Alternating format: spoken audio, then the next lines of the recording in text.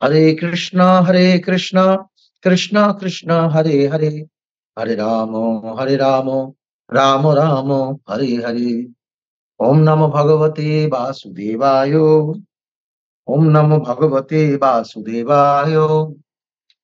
ওম নমো ভগবতে বাসুদেবায়।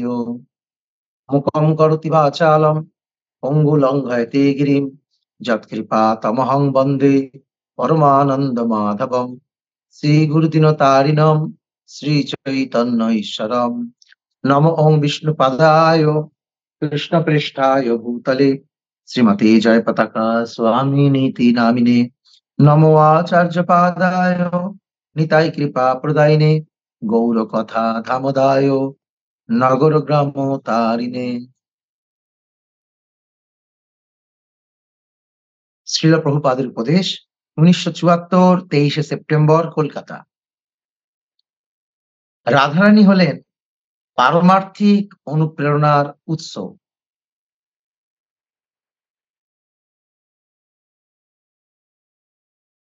চৈতন্য চরিতামৃতে বলা হচ্ছে,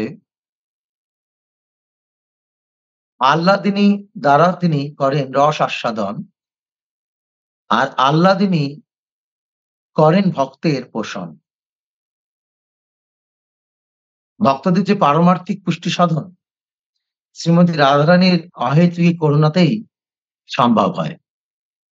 আমরা যতটুকু ভক্তি করছি, ভগবানের দিব্য নাম জপ করছি, যা কিছু করছি, শ্রীমতী রাধারানীর অহেতুকী অনুকম্পায়। শ্রীমতী রাধারানীকে কৃষ্ণই, কৃষ্ণেরই একটি স্বরূপ। রাধা কৃষ্ণয় প্রণয় বিকৃতি আহ্লাদিনী শক্তির আসমা। শ্রীমতী রাধারানী হচ্ছেন কৃষ্ণ প্রেমের, কৃষ্ণ ভক্তির মূর্তময় পরাকাষ্ঠা। কৃষ্ণের কৃপা ছাড়া তো আমরা কৃষ্ণকে লাভ করতে পারবো না। যতই আমরা ভজন সাধন যাই করি, কৃষ্ণের কৃপা ব্যতীত কৃষ্ণকে লাভ করা সম্ভব নয়। যেমন যতই আমরা টর্চ ব্যবহার করি, হ্যালোজেন ব্যবহার করি, সূর্য ছাড়া জগৎ দৃশ্যমান নয়। তদ্রূপ কৃষ্ণের কৃপা ব্যতীত কৃষ্ণ ভক্তি অসম্ভব। তো কৃষ্ণই তার এক স্বরূপে শ্রীমতী রাধারানী রূপে আমাদের হৃদয়ে এই ভক্তির সঞ্চার করেন, ভক্তির পোষণ করেন, ভক্তকে সুরক্ষিত রাখেন, ভক্তকে পোষণ করেন। তার মাধ্যমে আমরা কৃষ্ণ ভক্তি করতে পারছি। সেই জন্য প্রভুপাদ বললেন, রাধারানী হলেন পারমার্থিক অনুপ্রেরণার উৎস। ভক্তিতে আমরা যা কিছু করছি, এই যে ভগবানের সেবা করার যে উৎসাহ, ভগবানের কথা শ্রবণের উৎসাহ, জপে উৎসাহ, সবই রাধারানীর কৃপা। প্রভুপাদ বলছেন অনুপ্রেরণার উৎস। তাই ভক্তিবিনোদ ঠাকুর লিখছেন, হেন রাধা পরিচর্যা যা কর ধন, চিত্তে ইচ্ছসি যদি ব্রজ রজ কান। যদি কানাইকে লাভ করতে হয়, ব্রজের কানাইকে, তাহলে আপনাকে শ্রীমতী রাধারানীর আনুগত্যে সেবা করতে হবে। তারপর এই নয় যে আপনাকে হরে কৃষ্ণ মহামন্ত্র ছেড়ে দিয়ে রাধে রাধে জপ করতে হবে, তা নয়। কিন্তু আমাদের আচার্যরা যা বলেছেন আমরা সেই পদাঙ্ক অনুসরণ করব। হরে, হরে শব্দের কথার অর্থ হচ্ছে কৃষ্ণের লাদিনী শক্তি রাধারানী। হরা থেকে হরে। হরা মানে শ্রীমতী রাধারানীকে ইঙ্গিত করা হচ্ছে, লাদিনী শক্তি রাধারানীকে ইঙ্গিত করা হচ্ছে, আর সেখান থেকেই হরে এসছে। এখন এই হরে কৃষ্ণ মহামন্ত্র কে আনলেন? ওই শ্লোকটি আবার বলবো। রাধা কৃষ্ণ প্রণয় বিকৃতি আহ্লাদিনী শক্তির আসমাৎ, একাদ বনা বপি ভুবি পুরা দেহ ভেদম গতৌ তৌ, চৈতন্য মাক্কম প্রকট মধুনা তদ্বয়ম চৈকমাপ্তম, রাধা ভাব সুগলিতম নৌমি কৃষ্ণ স্বরূপম। ফলে সেই রাধা কৃষ্ণ প্রণয়ের বিকৃতিতে কখনো তারা ছিল, আলাদা হয়েছে। রাধা আর কৃষ্ণ একই ব্যক্তিত্ব। তারা লীলা রস আস্বাদন করার জন্য পৃথক ২ রূপ ধারণ করেছেন। তখন তারা হলেন রাধা এবং কৃষ্ণ। একাত্মনাবপি ভুবি পুরাদেহ ভেদং গত উতৌ। তারা এক ছিল, এখন ভেদ হলো, দুটো ভেদ হলো। আবার এখন কি হলো? চৈতন্য মাক্কম প্রকট মধুনা। কিন্তু তাদের সেই প্রগাঢ় প্রেম তাদেরকে আবার এক করে দিয়েছে। চৈতন্য মাক্যম প্রকট মধুনা তদ্বয়ম চৈকমাপ্তম রাধা ভাব সুবলিতম নৌমি কৃষ্ণ স্বরূপম। তখন তিনি রাধারানীর ভাবকে অঙ্গীকার করে এই জগৎকে পুনরায় আবির্ভূত হলেন।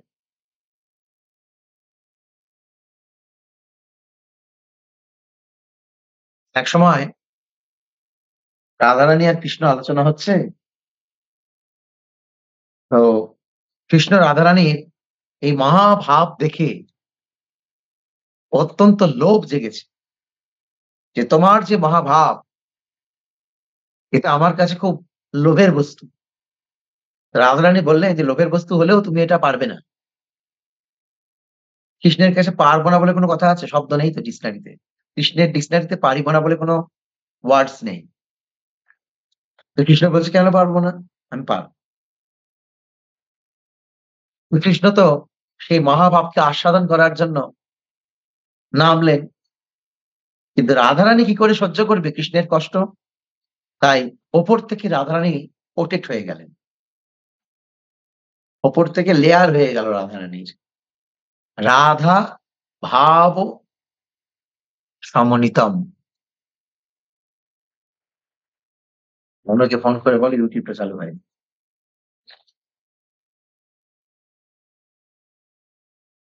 রাধা ভাব সুবলিতম নৌমি কৃষ্ণ। রাধারানী দেখলেন যে, যদি আমার মতো কৃষ্ণ মহাভাবে উন্মাদ হয়ে যায়, তাহলে তো অনেক কষ্ট হবে। কেন মাটিতে মুখ ঘষবে, কখনো পড়ে যাবে নোংরার মধ্যে, ইত্যাদি, ইত্যাদি। তো আমি কি করে আমার প্রাণনাথে সেই কষ্ট সহ্য করতে পারবো? তাই আমি ওপর থেকে কোটেড হয়ে যাব। যত কষ্ট আসবে আমার গায়ে, আমার প্রভুর গায়ে কিছুই আসবে না। তো ওপর থেকে তিনি কোটেড হয়ে গেলেন। এখন সেই রাধারানী আর কৃষ্ণ একত্রে হয়ে তারা এই জগৎকে বললেন, হরে কৃষ্ণ, কৃষ্ণ কৃষ্ণ, হরে হরে, হরে রাম, রাম রাম। আর আমি বলছি না, আমি হরে কৃষ্ণ বলব না, আমি রাধে রাধে বলব। শ্রী চৈতন্য মহাপ্রভু চৈতন্য চরিতামৃত, চৈতন্য ভাগবত, চৈতন্য মঙ্গল, গোবিন্দ দাসের কর্চা, মুরারি গুপ্তের কর্চা, যা জায়গায় চৈতন্য রয়েছে। চৈতন্য মহাপ্রভু কি একবারও বলেছে রাধে রাধে বলতে? কোন জায়গায় লেখা আছে? তাহলে এখন আমরা চৈতন্যের অনুগামী হই। চৈতন্য মহাপ্রভুর পদার্থ বাদ দিয়ে আমি কোথায় কোন বাবাজি, কোন মহারাজ কি বলছে, আমি তাদের কথা কেন শুনতে যাব? এইটাই হচ্ছে প্রভুপাদ আর অন্যদের মধ্যে পার্থক্য। অন্যরা রাগানুগা ভক্তি স্তর দেখাতে গিয়ে মহাপ্রভুর যে ইচ্ছা, পূর্বতন আচার্যদের যে নির্দেশ, সেই নির্দেশগুলোকে উল্লঙ্ঘন করে তারা নতুন কিছু দিচ্ছে। দেখাচ্ছে যে আমার অনুগামীরা অনেক অ্যাডভান্স। যেখানে শ্রীমৎ ভাগবতে সুখদেব গোস্বামী রাধারানীর নাম উচ্চারণ করলেন, সেখানে আপনি কি করে এত স্পর্ধা পান যে হয়তো আপনি সেরা মহান, আপনি রাধারানীর নাম উচ্চারণ করতে পারেন। আপনি সুখদেব গোস্বামী থেকে নিজে মহান ভাবছেন। ঠিক আছে। কিন্তু সাধারণ মানুষরা যারা এখনো মাছ-মাংসই ছাড়লো না, তাদেরকে কি করে আমি রাধা নাম উচ্চারণ করার জন্য অনুপ্রাণিত করতে পারি? যেখানে সুখদেব গোস্বামী অতি যত্নে রাধা নামটাকে উজ্জ্বল রেখে গেলেন। চৈতন্য মহাপ্রভু স্বয়ং কৃষ্ণ, যিনি রাধারানীকে জগতে প্রচার করার জন্যই আসলেন। যদি গৌর না হইতো তবে কি হইত কেমনে ধরিতাম রে, রাধারও মহিমা প্রেম রসসীমা জগতে জানাতো কে। তিনি এসে কখন রাধারানীর নাম জপ করতে বললেন না। আমি বলছি রাধা, রাধা জপ কর। আমি কি বোঝাতে চাইছি? আমি কি মহাপ্রভুর থেকেও বড়? আমি কি শুকদেব গোস্বামীর থেকে বড়? আমি কি নারদ মুনির থেকে বড়? না। তাই আমরা এইটা তো শুনলাম যে রাধারানী হচ্ছেন সমস্ত পারমার্থিক অনুপ্রেরণার উৎস। তথাপি আমরা হরে কৃষ্ণ বাদ দিয়ে আজ থেকে রাধে, রাধে জপ করব না। রাধারানী আমাদের পরম সম্মানীয়। একবারও বলা হচ্ছে না রাধারানীকে আরাধনা না করতে। রাধারানীকেই আরাধনা করতে বলা হচ্ছে। আমাদের আরাধনার মার্গটাই তাই। রাধারানীর পদাঙ্ক অনুসরণ করা। ভক্তিবিনোদ ঠাকুর যে গানটি গাইলেন তাতে ১ম লাইনে লিখছেন, রাধা ভজনে যদি মতি নাহি ভেলা, কৃষ্ণ ভজন তব অকারণ গেলা। কিন্তু ভক্তিবিনোদ ঠাকুর এই গানটা গাওয়ার পর তিনি কি হরে কৃষ্ণ মহামন্ত্র বাদ দিয়ে রাধারানী জপ করতে আরম্ভ করলেন? যদিও তিনি গানটা লিখলেন, তথাপি তিনি রাধে, রাধে জপ করলেন না। নরোত্তম দাস ঠাকুর লিখছেন, রাধা কৃষ্ণ প্রাণ মোর যুগল কিশোর, জীবনে মরণে গতি আর নাহি মোর, আর নাহি মোর। তারপর নরোত্তম দাস ঠাকুর কি রাধা, রাধা জপ করতে আরম্ভ করল? শ্যামানন্দ পন্ডিত যাকে শ্রীমতী রাধারানী নূপুর তিলক পরিয়ে দিলেন, নিজে নূপুর দিয়ে তিলক পরিয়ে দিলেন। কারুর মোবাইল খুলে গিয়েছে, সরি। তো রাধারানী স্বয়ং স্বহস্তে শ্যামানন্দ পন্ডিতের কপালে নূপুর তিলক পরিয়ে দিলেন। শ্যামানন্দ পন্ডিত কি হরে কৃষ্ণ মহামন্ত্র বাদ দিয়ে রাধে, রাধে জপ আরম্ভ করে দিলেন? আমাদের পূর্বতন কোন আচার্যরা, আমরা যে গৌড়ীয় পার্শ্বদের চরিত্র পড়ছি, কোন আচার্যদের দেখান যিনি হরে কৃষ্ণ মহামন্ত্র বাদ দিয়ে রাধে, রাধে জপ করেছেন? যে সমস্ত আচার্যরা বৃন্দাবনকে প্রকট করলেন, বন্দে রূপ সনাতন রঘুযুগৌ শ্রীজীব গোপালকৌ নানা শাস্ত্র বিচার নৈক নিপুণ সদ্ধর্ম সংধর্ম স্থাপন করলেন সেই স্বর্গস্বামীগণ, তারা কোনদিন রাধে রাধে জপ করেছে? তারা তো মঞ্জুরি ছিলেন। আমরা সেই বৃন্দাবনে বসে সেই সমস্ত স্বর্গস্বামীদেরকে উল্লঙ্ঘন করে আমরা কি করে রাধা রাধা জপ করছি? আর ভাবছি যে না, না, হরে কৃষ্ণ তো গৌড়ীয় মঠ ইস্কন করছে। তাহলে আমিও যদি একই মন্ত্র দিই তাহলে এটা কেমন দেখায়? একই মন্ত্র যদি বলি কেমন দেখায়? তাই আমাকে একটু আলাদা কিছু বলতে হবে। এখানেই গেড়া। প্রভুপাদ বললেন, "এক মন্ত্রস্থ নামানি জানি।" একটাই মন্ত্র। হিন্দু, মুসলিম, খ্রিস্টান, বুদ্ধিস্ট, জৈন, ইহুদি, পার্সি সবাই একটা মন্ত্রই জপ করবে। কি মন্ত্র? হরে কৃষ্ণ, কৃষ্ণ কৃষ্ণ, হরে হরে, হরে রাম, রাম রাম হরে হরে। এর মধ্যে রাধারানী আছেন, এর মধ্যেই কৃষ্ণ আছেন। আর মহাপ্রভু বললেন, ইতি না, ইহা হইতে সর্বসিদ্ধি হইবে তোমার। এই মন্ত্রের দ্বারাই। আর কলি সন্তরণ উপনিষদে স্পষ্ট বলা হলো, কলি সন্তরণ উপনিষদে স্পষ্ট বলা হলো, ইতি ষোড়শক নাম নাম, ষোড়শক নাম নাম, ১৬ নাম। ইতি ষোড়শক নাম নাম কলি কল্মষ নাশনম না তো পরতর উপায় সর্ববেদেষু দৃশ্যতে। আবার কেউ ঘুরিয়ে বলতে পারে যে তো বেদ তো কর্মকাণ্ডী, উপনিষদ তো শ্রেষ্ঠ গ্রন্থ নয়, ভাগবত তো নয়। ও তো উপনিষদে, আপনি তো বললেন কলিসন্তরণ উপনিষদে বলা হয়েছে। আমরা তো রাগমার্গে বলছি। সেজন্যই বললাম যে ষাড় গোস্বামীগণ তো রাগমার্গেই ছিলেন। আর কি করলেন? সৎধর্ম সংস্থাপক। নানা শাস্ত্র বিচার নৈক নিপুণ। তারা নিপুণতার সহিত নানা শাস্ত্র বিচার করে যে সৎধর্ম, সৎশাস্ত্র প্রকাশ করলেন, ভক্তিরসামৃত ভক্তিরসামৃত সিন্ধু আদি যে সমস্ত শাস্ত্র, সেই হরে কৃষ্ণ মহামন্ত্রেই কীর্তন করার নির্দেশ দেওয়া হয়েছে।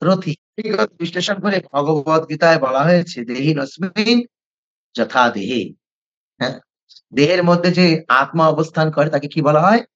দেহি, দেহ আর দেহি।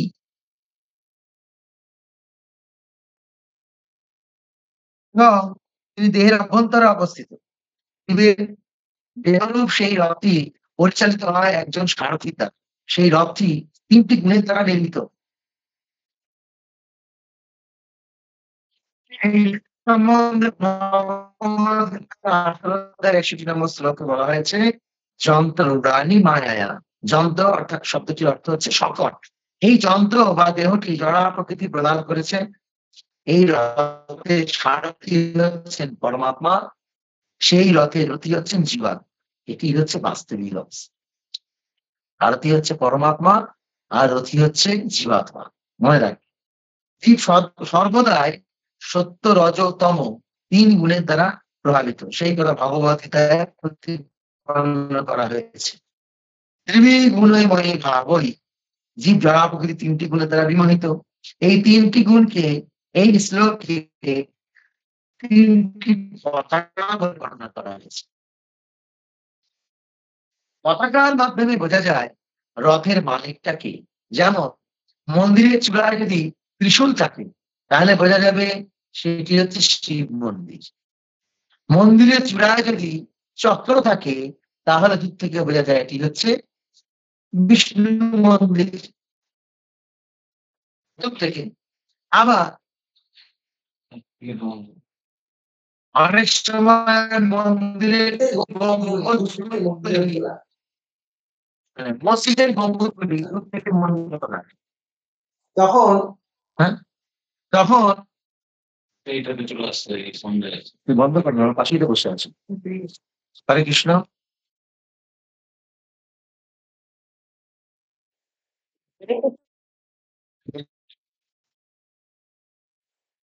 ডিস্টার্ব হচ্ছে? হ্যাঁ তবু ডিস্টার্ব হচ্ছে। এখন শোনা যাচ্ছে? এখন শোনা যাচ্ছে স্পষ্ট? হরে কৃষ্ণ।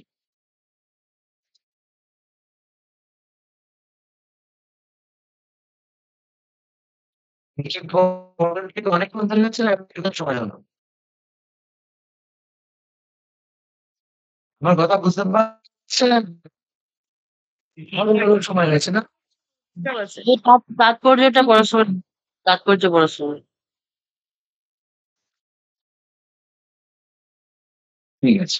তো বলা হয়েছে এখানে যে ওই রথে ৩ টে পতাকা ছিল। সেই ৩ টে পতাকা হচ্ছে মানুষের চরিত্রে বিভক্ত হওয়া।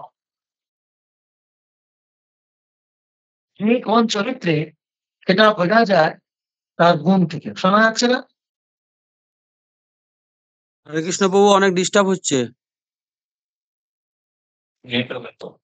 হরে কৃষ্ণ হরে কৃষ্ণ কৃষ্ণ কৃষ্ণ হরে হরে হরে রাম রাম রাম হরে হরে। শোনা যাচ্ছে না যাচ্ছে না? প্রভু কাটা কাটা আসছে প্রভুজি কথাগুলো। আপনি ভিডিও অফ করে, শোনা যাচ্ছে? প্রভু কেটে কেটে যাচ্ছে, আপনি ভিডিও অফ করে বলুন।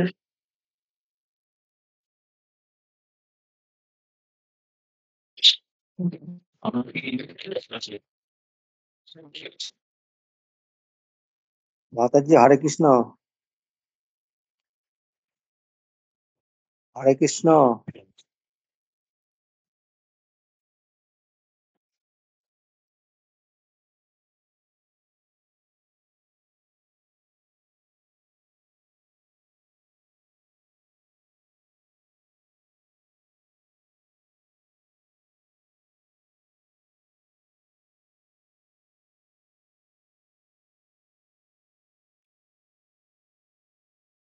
কোথায়?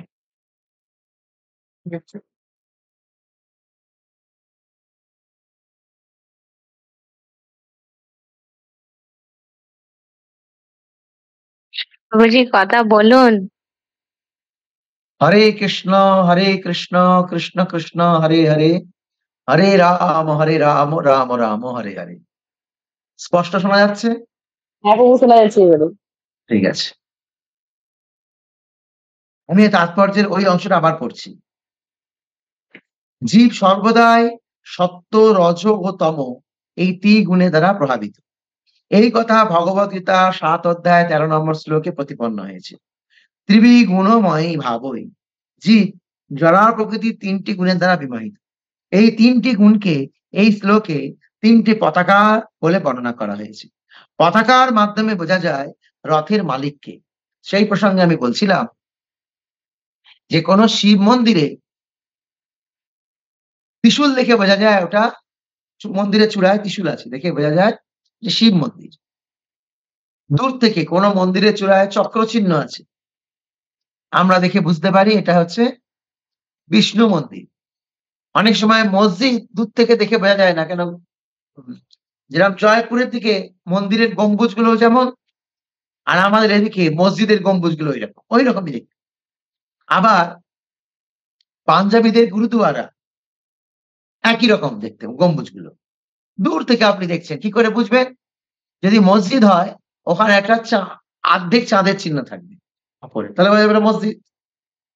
আবার যদি পাঞ্জাবিদের গুরুদুয়ারা হয় সেখানে একটা সেই এলআইসির লোগোর মতো ওদের একটা চিহ্ন আছে। হ্যাঁ, ওই চিহ্ন দেখে বোঝা যাবে এটা হচ্ছে গুরুদুয়ারা। পতাকা দেখে চেনা যাবে। ঠিক সেরকম কোন ব্যক্তি আসলে সে কেমন তার হাঁটা চলা, কথা বলা ইত্যাদি দেখে বোঝা যাবে সে রজগুণে, তমগুণে না সত্যগুণে কোন গুণে আছে। তাৎপর্যে প্রভুপাদ সেটিই বলছেন। তেমনি প্রকৃতির গুণের প্রভাব থেকে সহজেই বোঝা যায় কোন দিকে সেই রথটি চলছে।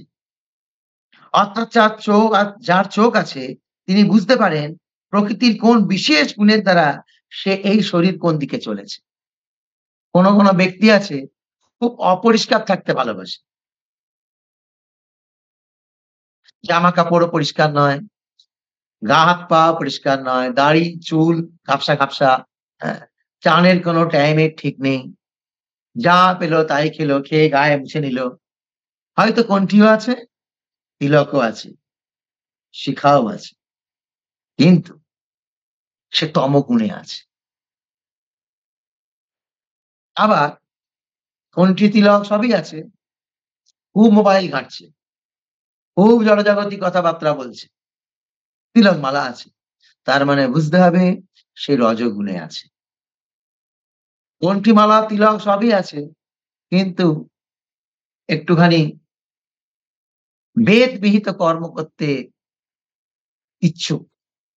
বিভিন্ন রকমের ব্রত, পূজা, তপস্যা ইত্যাদি। হুম? তার মানে বুঝতে হবে ভালো সত্যগুণে আছে। আর যিনি কৃষ্ণ কথা ছাড়া কিছু বলেন না, কৃষ্ণ ছাড়া কিছু ভাবেন না, যার সমস্ত চেষ্টা কৃষ্ণের প্রীতিবিধানের জন্য, সে নির্গুণ স্তরে আছে। ও হাঁটা চলা দেখে বোঝা যায়। ওপর থেকে যতই তিলক মালা থাকুক, ওই হাঁটা চলা, ব্যবহার, খাওয়া দাওয়া, আভূষণ সব দেখে বোঝা যাবে। বৃক্ষ তোমার নাম কি? ফলে পরিচয়। প্রভুপাদ এইজন্য এইখানে বলছেন যে যার চোখ আছে তিনি বুঝতে পারেন। যার চোখ আছে মানে যিনি উন্নত তিনি বুঝতে পারেন যে কে কোন লাইনে যাচ্ছে। হুম। আপনি যতই ওপর থেকে শো অফ করেন না কেন, আমি ভালো ভক্ত। বোঝার লোক ঠিক বুঝে নেবে। হ্যাঁ, কে কোন দিকে যাচ্ছে।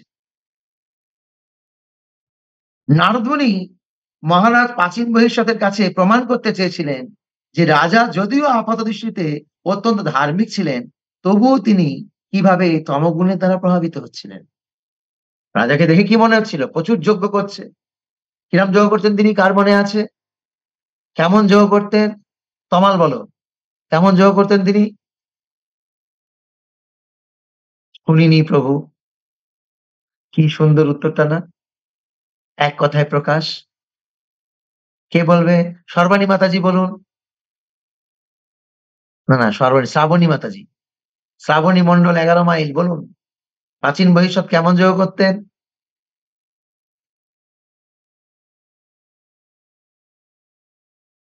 দেখুন মোবাইল মানে ভিডিওটাই অফ করে দিল ভয়। না প্রভু, রামকৃষ্ণ প্রভু প্রণাম। বলুন। শোনা হয়নি। কেন শোনা হয়নি? প্রতিদিনই তো ক্লাসে দেখি। না, ক্লাসে ছিলাম না, খুব 2 মাস মতন ছিলাম না। কারণ মাধবপ্রভু বলুন। হ্যাঁ বাবু, বলছি যে উনি যখন যজ্ঞ করতেন তারপরে তার আসনটা সরিয়ে আরেকবার যজ্ঞ করতেন, সেখানে কুশ বার হয়ে যেত। সেটা তো আর যায়নি, 21 বাড়াতো না, কি বাড়াতো? বলা হচ্ছে তিনি এত জোর করেছেন যে এক জায়গায় যজ্ঞ শেষ আসন তুলে আরেক জায়গায় বসে পড়তো, সেখানে যজ্ঞ শেষ আসন তুলে আরেক জায়গায় মানে এত ঘন জোর করেছে। তোমার স্মরণে কেন বলছে? এই ক্লাসে তুমি ছিলে, ভুলে গেছো সেটা বলো। অর্থাৎ এই ধরনের লোককে দেখে কি মনে হচ্ছে? মহাত্মা কত জাগজগ করছে, আপনাদের কত ধার্মিক বলে মনে হচ্ছে, ধার্মিক। তবুও তিনি কিভাবে তমগুণের দ্বারা প্রভাবিত? কর্মকাণ্ড অনুসারে মানুষ বেদবিহিত যজ্ঞ অনুষ্ঠান করে এবং সেই সমস্ত যজ্ঞে পশু বলির নির্দেশ দেওয়া হয়েছে। যদিও যজ্ঞে পশু বলির উদ্দেশ্য হচ্ছে বৈদিক মন্ত্রের শক্তির পরীক্ষা, তবুও পশু বলি হচ্ছে তামসিক আচার। কেবল বৈদিক শাস্ত্রেই নয়, আধুনিক অন্য সমস্ত ধর্মশাস্ত্রেও পশু বলির নির্দেশ দেওয়া হয়েছে। ধর্মের নামে এই পশু বলির নির্দেশ দেওয়া হয়েছে, কিন্তু প্রকৃতপক্ষে তামসিক মানুষদের জন্যই এই পশু বলির নির্দেশ। দেখবেন বনিদি বাড়ির লোকেরা, বয়স হয়ে গেছে, ব্রাহ্মণ, গায়ের রং ধবধবে ফর্সা, সুন্দর ধুতি পরেছে, গলায় উত্তরে নিয়েছে, বেশ ভালো পইতে দেখা যাচ্ছে। হ্যাঁ, একটা এরকম একটা তাকিয়া নিয়ে বসে আছে, দেখে মনে হচ্ছে খুব সম্ভ্রান্ত পরিবারের লোক। আর বসে বসে নির্দেশ দিচ্ছে, এই ওইটা হলো বলি, এবার এইটা দে, এইটা দে, এবার এইটা দে। হ্যাঁ, দেখে মনে হচ্ছে কত সম্ভ্রান্ত, কত ভদ্রলোক। থাকলাম ছ্যাঁচড়া লোক কোথাকার। জীব হত্যা করছে, খুন করছে, আর তাকে লোকে ধার্মিক ভাবছে। দেখে কিন্তু মনে হচ্ছে খুব সম্ভ্রান্ত পরিবারের ভদ্রলোক, কিন্তু এখানে কি বলা হয়েছে? ভেতরটা তামসিক। আমি এরকম লোক দেখেছি তো। আমাদের বাড়ির কাছে কলকাতায় সাধন পান্ডে বলে একজন এমএলএ ছিলেন, খুব নাম করা এমএলএ সাধন পান্ডে। তার বাড়িতে বনিদি দুর্গাপুজো হতো, আর বলি হতো মোষ বলি হতো। সর্বনাশ! মানে একটা ছাগল বলি দেখলেই কেমন লাগে, আর মোষ বলি সে তো বিশাল একটা শরীর। হ্যাঁ, তার ঘাড়ের মধ্যে ঘি দিয়ে মালিশ করা হতো। ওই ঘি মালিশ করার জন্য তাদের বাড়ির ছেলেরা, বয়স্ক বয়স্ক লোকেরা, কত তাদের আয়োজন। ভালো ধুতি টুতি পরে এসে ঘাড়ের মধ্যে ঘি মালিশ করছে, কি না একটু বাদে কাটবো তাকে। কি আচরণ? তামসিক আচরণ। এইরকম অনেক বনিদি পরিবারে দেখা যায়, বড় বড় দুর্গাপুজো হয় বনিদি পরিবারে, খুব সুন্দর আয়োজন করে, খুব সুন্দর আয়োজন করে, লাস্টে কি হলো? জীব হত্যা। এখানে বলা হচ্ছে সাধারণ লোক থেকে হাততালি দেবে, ওনাদের বাড়িতে অনিধি দুর্গাপুজো হচ্ছে। কিন্তু শাস্ত্র কি থেকে মেনে নিচ্ছে? শাস্ত্র কি বলছে? যেখানে প্রাচীন বহির্ষদকে মানছে না, প্রাচীন বহির্ষদের মতো ব্যক্তিকে এখানে তামসিক বলছে নারদমুনি, তাহলে এই সমস্ত লোকগুলোকে কি বলবে? এই সমাজের আর 5টা লোকের কাছে তিনি বাহবা কামাতে পারে, কিন্তু যারা প্রকৃত ভক্ত, প্রকৃত সাধু, তাদের কাছে এই সমস্ত লোকেদের কোনো ভ্যালু নেই। তারা ভালোই বুঝতে পারছে যে এরা হচ্ছে সফিস্টিকেট অ্যানিম্যাল, এরা হচ্ছে পরিমার্জিত পশু। যেমন জঙ্গলের শের, সে কি করে? খালি জঙ্গলের শের, কিন্তু সে খালি কি করে? খুঁজে বেড়াচ্ছে কোথায় অন্য পশুকে ধরে খাবো। সেই রকমই এই সমাজে তথাকথিত সম্ভ্রান্ত লোকেরা দেখতে লাগছে শেরের মতো, খুব সম্ভ্রান্ত, খুব বনিদি, খুব পারমার্থিক উন্নতি করছে, কিন্তু আসলে তাদের ইচ্ছা কি? জীব হত্যা করে খাওয়া। তামসিক। জড়া প্রকৃতির গুণের অতীত যে ধর্ম, যেমন বৈষ্ণব ধর্ম, যেখানে পশু বলির কোনো অবকাশ নেই, এই প্রকার গুণাতীত ধর্মের কথা শ্রীকৃষ্ণ ভগবদ গীতা 18-63 নম্বর শ্লোকে বলেছেন, সর্বধর্মাং পরিত্যাজ্য মামেকম শরণং ব্রজ। সর্বপ্রকার ধর্ম পরিত্যাগ করে কেবল আমার শরণাগত হও, তাহলে আমি তোমাকে সমস্ত পাপ থেকে মুক্ত করব। ভয় করো না। যেহেতু মহারাজ প্রাচীন বহির্ষদ বিভিন্ন প্রকার যজ্ঞ অনুষ্ঠানে ব্যস্ত ছিলেন, যাতে পশুবধ হচ্ছিল, তাই নারদ মুনি তাকে বুঝিয়েছিলেন এই প্রকার যজ্ঞ তমগুণের দ্বারা প্রভাবিত। শ্রীমদ্ ভাগবতের প্রথম স্কন্ধের প্রথম অধ্যায় দ্বিতীয় শ্লোকে শুরুতেই বলা হয়েছে ধর্ম প্রযোজিত কৈতবত্র। যে সমস্ত ধর্মে প্রতারণা রয়েছে সেই সমস্ত ধর্ম শ্রীমদ্ ভাগবত থেকে সম্পূর্ণরূপে বাদ দেওয়া হয়েছে, এগুলো প্রতারণা। নরোত্তম দাস ঠাকুর লিখছেন তীর্থ জল পবিত্র গুণে লিখিয়াছে পুরাণে সেসব ভক্তির প্রবঞ্চক।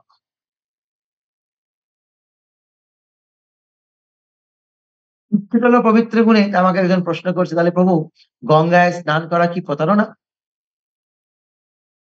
গঙ্গায় স্নান করা কি প্রবঞ্চনা? মাথাতেই ঢোকেনি তার। গঙ্গায় স্নান কেন প্রবঞ্চনা? কিন্তু কেউ যদি মনে করে যে আমি ভক্তি করবো না, খালি গঙ্গায় গিয়ে ডুব দেবো, তাহলে সেটা প্রবঞ্চনা। গঙ্গায় চান করলেই ভক্তি হবে না। তাদের বাড়ি গঙ্গার পাশে, তাদের বাড়ি গঙ্গার পাশে, তারা তো গঙ্গাটাকেই তাদের স্নানাগার মনে করে। গঙ্গাতেই গিয়ে জামা কাপড় কাছে, গঙ্গাতে গিয়ে দাঁত মাজে, গঙ্গাতে গিয়ে শৌচকর্ম করে, গঙ্গাতে গিয়ে কুলকুচি করে, সব তো গঙ্গাতে করে। তাহলে কি তাদের কাছে গঙ্গা ভক্তির আহ কি বলবো, ভক্তির বিষয়? তারা তো গঙ্গাটাকে স্নানাগার ভাবছে। বাড়িতে যেমন পুকুর থাকলে লোকে পুকুর ঘাটে সবকিছু করে, গঙ্গা ঘাটে সবকিছু করছে। বাড়ির পাশেই গঙ্গা। যাদের চেতনা এরকম যে আমি গঙ্গায় গিয়ে ডুব দিয়ে আসি, ভক্তি করবো না, জপ করবো না, তাদের জন্য প্রবঞ্চক। কিন্তু যারা গঙ্গায় স্নান করতে যাচ্ছে, যে গঙ্গায় স্নানের মাধ্যমে আমি ভক্তিতে আরো উন্নত হব, তাদের জন্য গঙ্গা প্রবঞ্চক নয়। আমরা কানাই নাটশালা ট্যুরে যাচ্ছি, আমরা বৃন্দাবন ট্যুরে যাব, কি করবো গিয়ে ওখানে?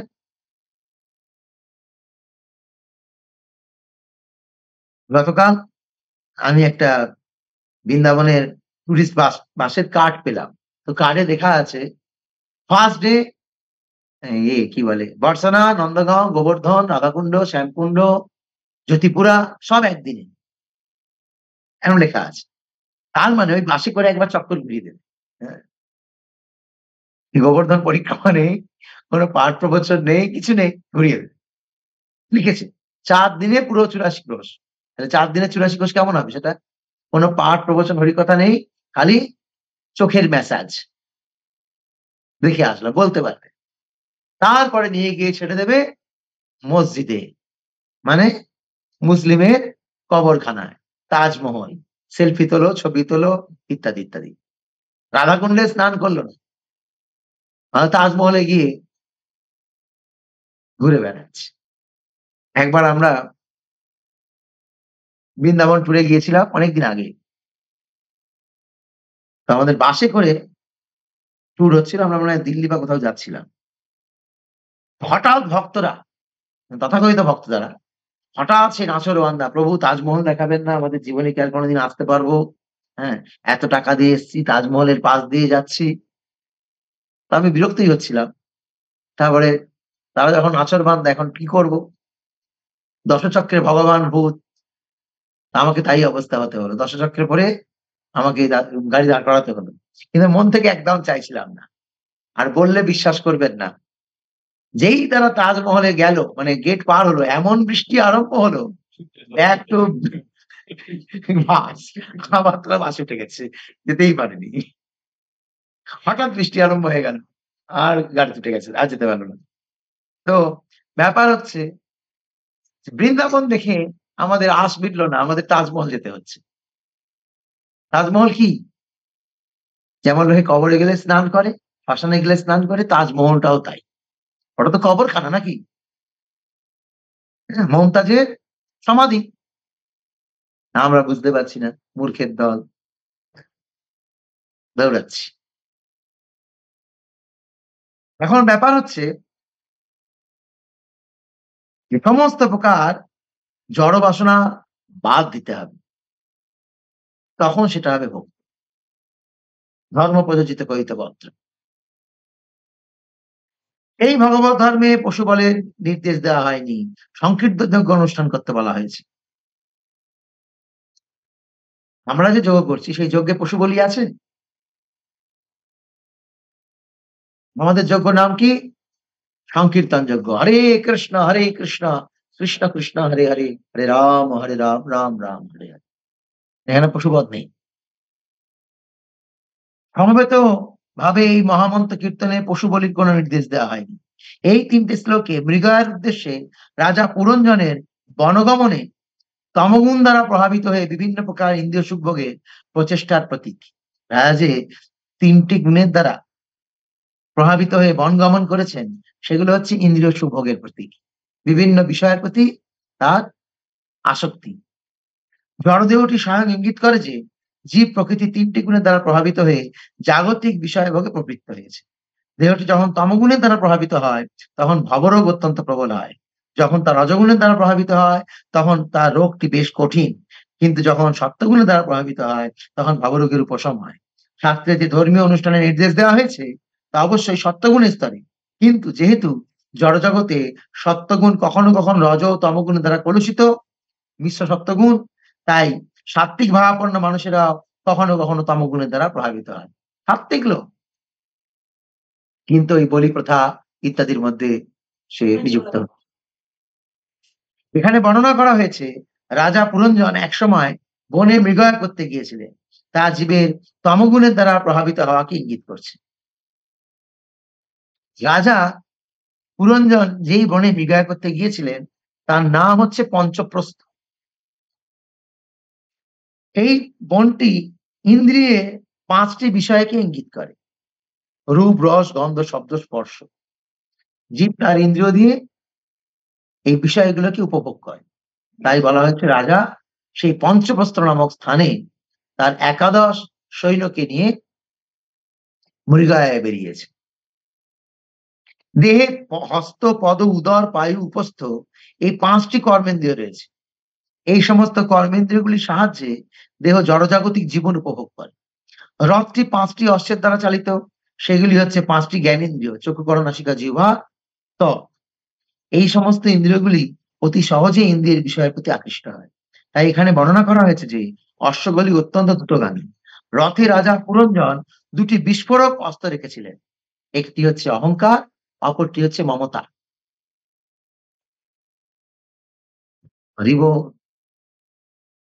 বিস্ফোরক অস্ত্র, সংসারের প্রতি আসক্তি মানে মমতা, আর নিজের আভিজাত্যের প্রতি গর্ব, অহংকার, এই দুটো বিস্ফোরক অস্ত্র।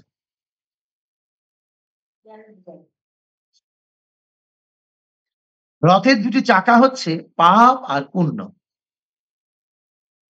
রথটি 3টি পতাকার দ্বারা সজ্জিত, যেগুলি 3টি গুণের প্রতীক।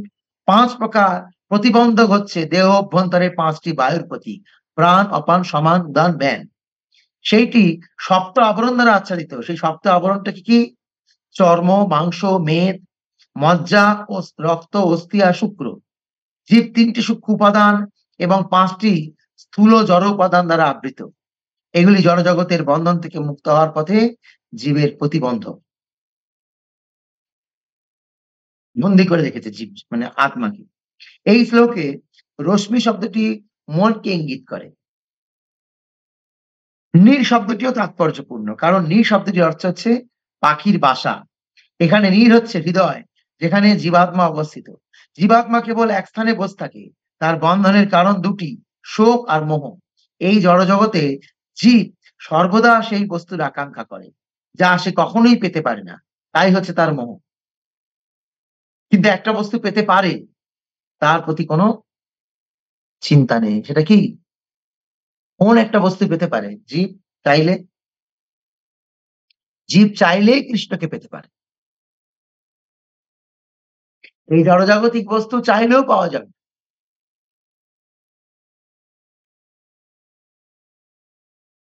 কুমার গান গেয়েছে না, যা চেয়েছি তা তো আমি পাই না, আর যা পেয়েছি তা তো আমি চাই না।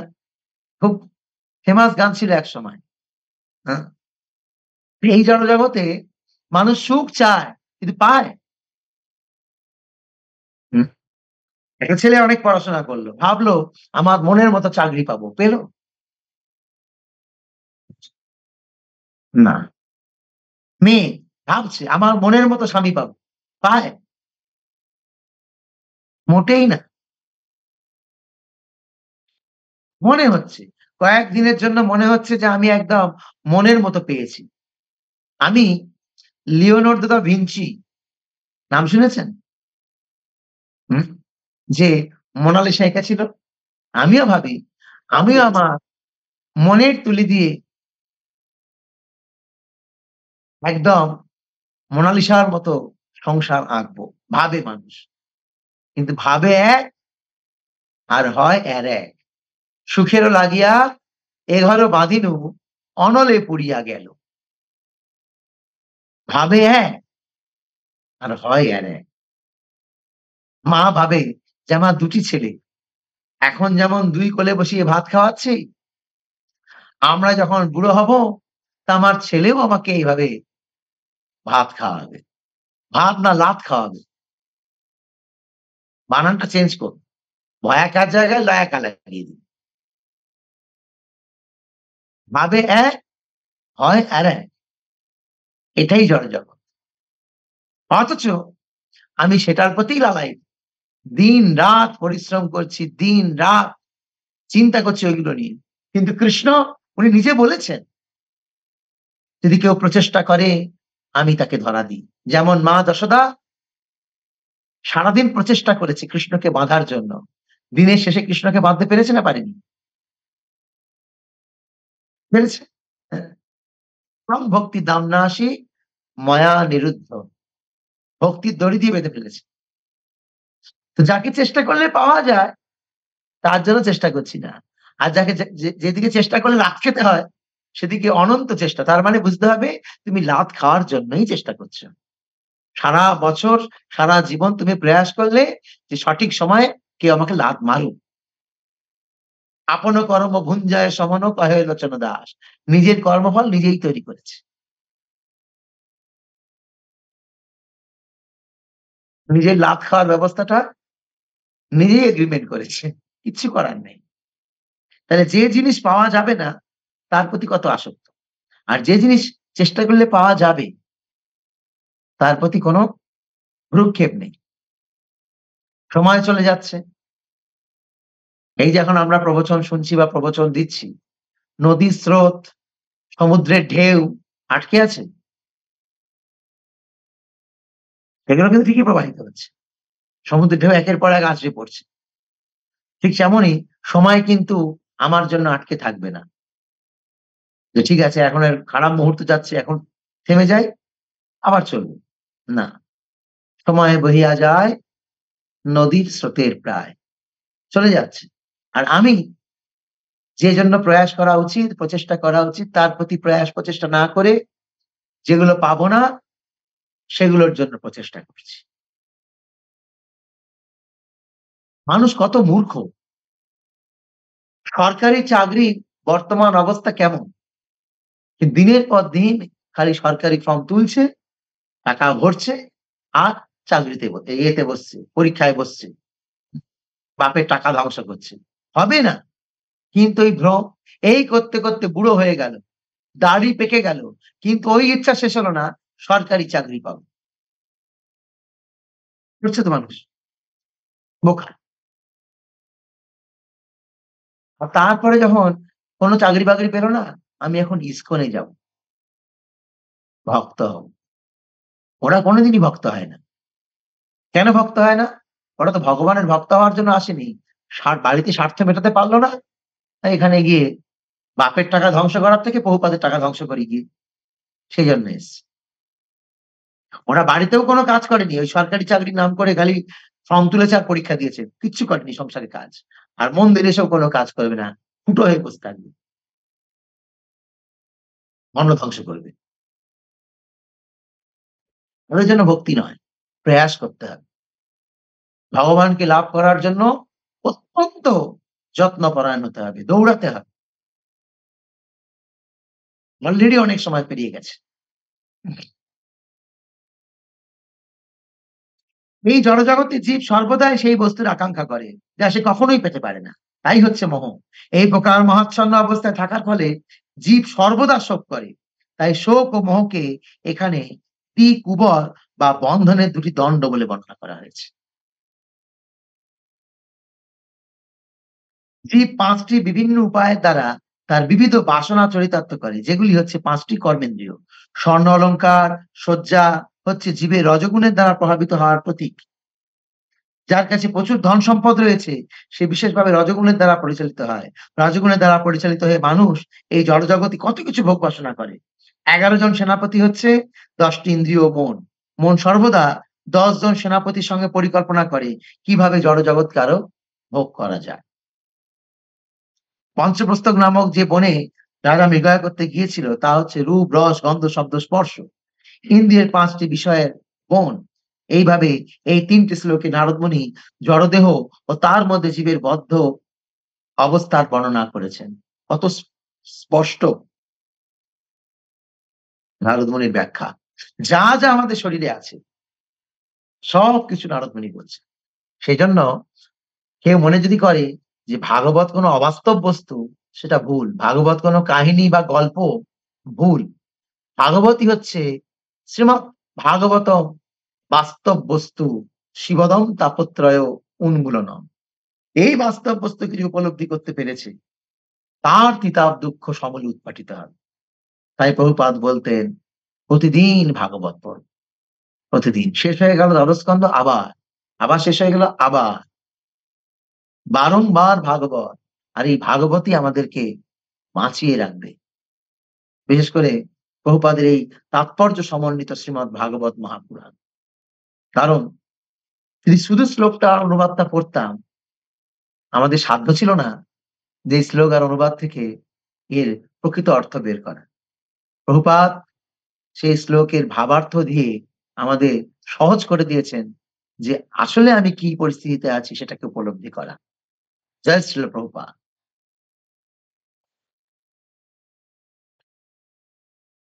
আজকের আলোচনা ভিত্তিক কোনো প্রশ্ন?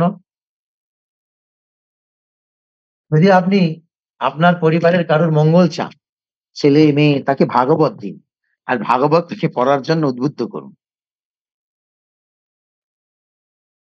প্রভুজি শ্রীমতী রাধারানীর কাছে থেকে আমরা সমস্ত ভক্তি সেবা করার অনুপ্রেরণা পাই। তাহলে শ্রীমতী রাধারানী জগৎগুরু বলা যেতে পারে। যেরকম ভগবান শ্রীকৃষ্ণের প্রণাম মন্ত্রে আছে কৃষ্ণ বন্দে জগৎগুরু, কৃপা করে বলবেন। অবশ্যই রাধারানী জগৎগুরু। রাধারানীর আনুগত্যেই তো গুরুদেব আমাদেরকে পরিচালনা করছেন। তাহলে গুরুদেব কার আনুগত্যে পরিচালনা করছেন? গুরুদেবের গুরু কি? নিত্যানন্দ প্রভু বা রাধারানী? অবশ্যই। এরকম কোন শ্লোকে পাওয়া যায় না রাধারানীকে জগৎগুরু বলা হয়েছে। শ্লোক এরকম নেই, কিন্তু ভাবা যেতেই পারে। প্রভৃতি যারা ভক্তি জীবনে আসার পরে রজগুণ তমগুণে থাকে, তাহলে তাদের প্রতি ওই কি সাধারণ রজগুণী বা তমগুণী ভক্তির মতোই হয়? ভক্তি জীবনে এসছে কিন্তু রজগুণ তমগুণে আছে, তাদের কি সাধারণ সাধারণ মানুষের রজগুণ তমগুণের মতো? আরো ডেঞ্জারিস। সাধারণ মানুষের থেকে আরো ডেঞ্জারিস, কেন তারা হাই জাম্প দেয়।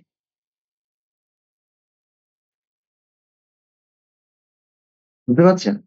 আমি বলেছি অনেকবার আগে, যারা ভক্তি করছে না তারা যত খারাপ কাজ করতে পারে না, যারা ভক্তি করছে তারা আরো বেশি খারাপ কাজ করছে। দেখুন না কি হচ্ছে চারদিকে। ভক্ত তার মানে তার মধ্যে রজগুণ তমগুণ থাকবে না। যদি থাকছে তাহলে সেটা ক্রমশ ক্রমশ কমবে, বাড়বে না। এরকম ভগবত গীতায় বলছেন কৃষ্ণ, ও পিচেত দুরাচার ভজতে মাং অনন্য ভাগ। দুরাচারী ব্যক্তি, তারপর রজগুণ তমগুণ তার মধ্যে আছে, আমার ভজন করলে কমবে। দেখা যাচ্ছে ভজন সাধন করতে করতে ধীরে ধীরে বাড়ছে তার মানে প্রকৃত ভজন হচ্ছে না। যার ভজন হচ্ছে না সে ভক্ত কি করে হলো? এখন যদি কেউ কাউকে মনে করে তিলক মালা আছে মানেই ভক্ত, সেই বিচারটা তো ভুল। তিলক মালা আছে মানেই ভক্ত, ভুল। সে তো রাবণ ও সাধুর মতো পড়ে এসেছিল। রাবণ কি ভক্ত? ওইটা দিয়ে বিচার করা যাবে না। তিলক মালা পড়ে থাকলেই ভক্ত, মন্দিরে আছে মানেই ভক্ত, লাল কাপড় পরেছে মানেই ভক্ত। এরকম না। কিছু পাঠ প্রবচন দিতে পারে মানেই ভক্ত।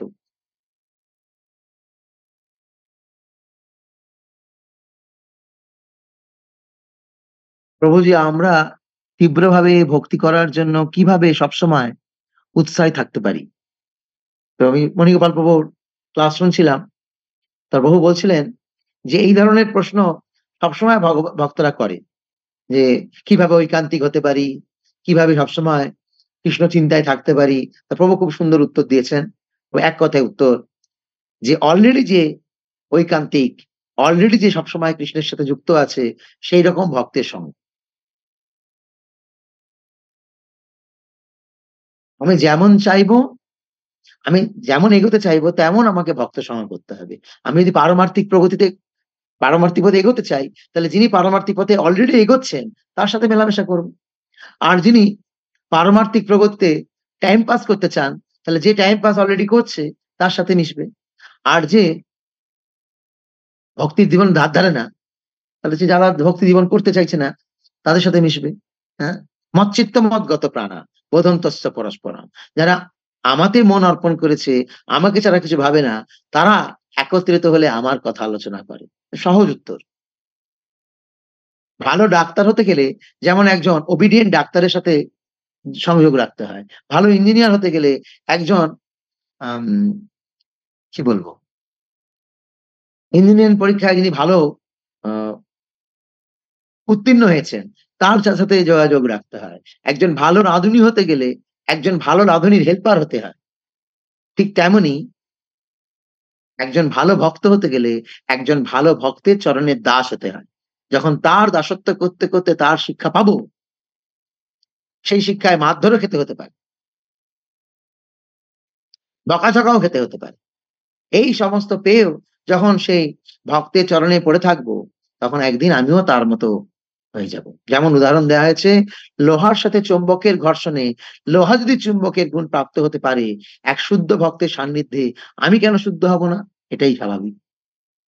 যিনি সবসময় কৃষ্ণের সেবায় যুক্ত, কৃষ্ণের চিন্তায় মগ্ন, কৃষ্ণ ছাড়া বোঝেন না, ভাবেন না, শোনেন না, বলেন না, তার সাথে চলুন, ব্যাস আপনিও এরকম হয়ে যাবেন।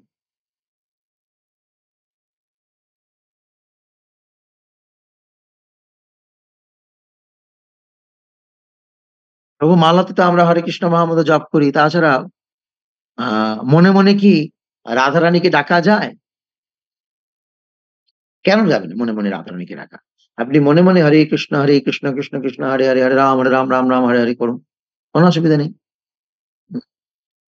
যদি আপনি ইসকনকে ফলো করেন, তাহলে আপনাকে প্রভুপাদ কি শিখিয়েছেন সেটাই করতে হবে। সেটাকেই বলা হয় ভজন। ভজন মানে গুরু প্রদত্ত আদেশকে অঙ্গীকার করা, যো আজ্ঞা। গুরুদেব যদি বলতেন যে মনে মনে রাধা রাধা করো আর বাইরে হরে কৃষ্ণ করো, যেমন একটা সম্প্রদায় আছে, তারা মুখে বলে নিতাই রাধেশ্যাম জপ হরে কৃষ্ণ হরে রাম, আবার যখন জপ মনে মনে জপ করে তখন তারা হরে কৃষ্ণ বলে। দুরকম বলছে। কিন্তু চেতনা মহাপ্রভু তা বলেননি, আর প্রভুপাদও তা বলেননি, আমাদের আচার্যরাও তা বলেননি। আমাদের আচার্যরা কি বললেন? যে কিবা স্বপনে কিবা জাগরণে অহর্নিশি বলো কৃষ্ণ বদনে। তো হরে কৃষ্ণই বলতে বলেছে।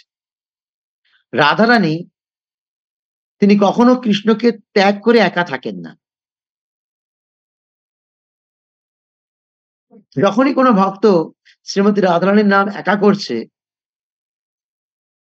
সেটা এক প্রকার রাধারানীকে অসন্তুষ্ট করা। তাই আমরা রাধা কৃষ্ণ একসাথে উচ্চারণ করব, হরে কৃষ্ণ কৃষ্ণ কৃষ্ণ হরে হরে, হরে রাম রাম রাম হরে হরে। ব্যাস, ঝামেলা শেষ। কে কি বলছে সেগুলো বিচার না করে আচার্যরা কি বলে গেছেন সেটা করুন। ঠিক আছে সুরজিৎ বাবু,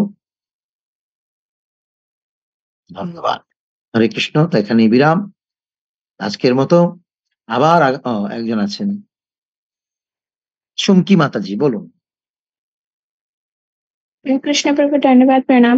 প্রভু, আপনি বললেন যে আম, আমরা যাকে পাবো তাকে পাওয়ার চেষ্টা করি না, কিন্তু জড়জগতে কারোর প্রতি আমরা এক্সপেকটেশন লাগিয়ে রাখি, পরবর্তীকালে আমরা লাথি খাই।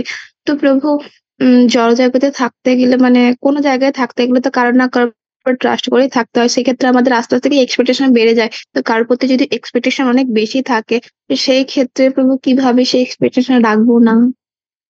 যেহেতু আপনি ভুল পথে হাঁটছেন, কিভাবে? তাই আপনার এক্সপেকটেশন অন্যের প্রতি। আপনি ভুল পথে হাঁটছেন তাই। আপনার এক্সপেকটেশন কৃষ্ণের প্রতিই থাকা উচিত সর্ব অবস্থায়। গৃহে থাকো, বনে থাকো, সদা হরি বলে ডাকো, সুখে দুঃখে ভুলো না কো, বদনে হরি নাম বলো রে। আপনি কোথায় আছেন, কার সাথে আছেন, তার প্রতি ট্রাস্ট না করে কৃষ্ণের প্রতি ট্রাস্ট করুন।